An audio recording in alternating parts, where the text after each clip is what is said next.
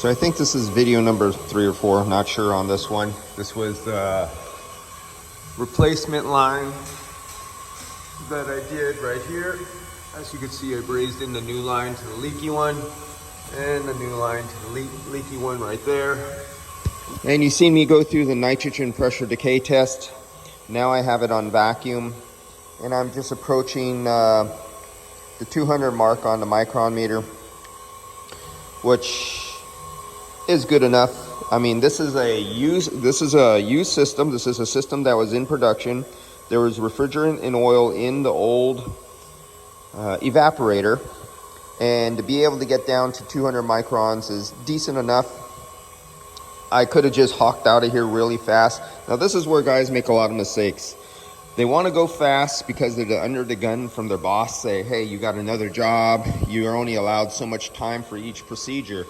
But you have to go under a nitrogen pressure decay test to guarantee your work and make sure it's good, and not just a little squirt, look at it for 30 seconds and say that's good enough, throw it on a vacuum pump for 5 minutes and blow and go. This is one of your procedures where you want to make sure there's absolutely no moisture. Just put in a new line set up there, the whole entire line set for that one air handler. And eventually got to come back and do the other ones. It's going to be done over a progression of time. Can't do it all at one time.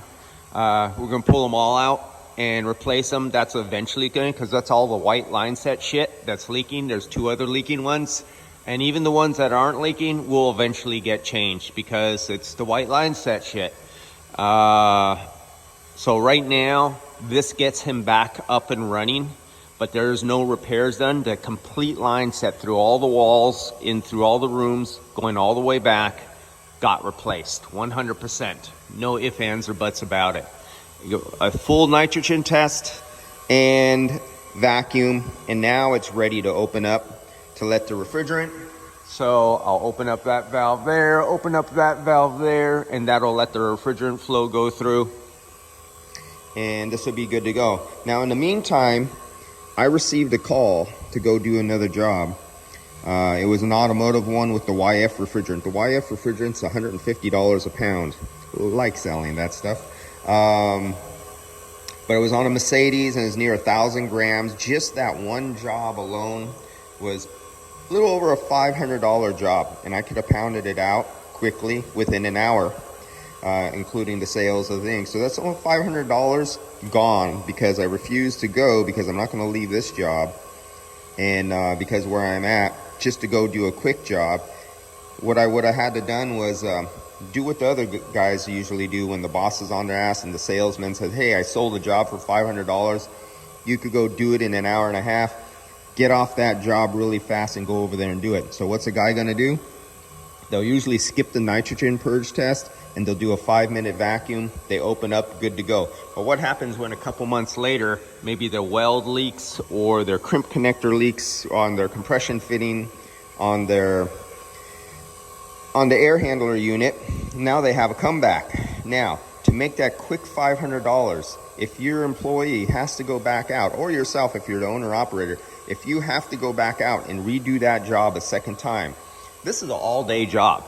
So you jumped for $500 for a job that this is roughly 12 hours of work that you're billing for. And because you wanted to go do a quick, easy one-hour job that was really profitable, you're going to say, have one of your guys out there create a comeback because you want to rush out and get that next job for money. No, you just say no and you turn it down. You can't get every job. If you always rushing to get every job, you will hurt your reputation, because your guys have to constantly take shortcuts because he has the boss or the service writer or the service manager, somebody up above him breaking down on his ass to make money for the company. And when you're constantly going 110% your speed, accidents will always happen. And that's how shops get bad reputations and customers don't call them back. Just chill, slow down. And if you're in a company where you're, say, 3 guys out in the field working, but there's 6 guys in the office, that's all screwed up. That means you 3 guys are literally making the wages for the 6 people in the office. That's upside down and backwards. It's the other way around. Your boss doesn't give you a check in that. In that instance, you 3 guys out in the field are the ones paying your bosses to keep them employed. All right, guys, I'll see you later. This is ready to blow and go.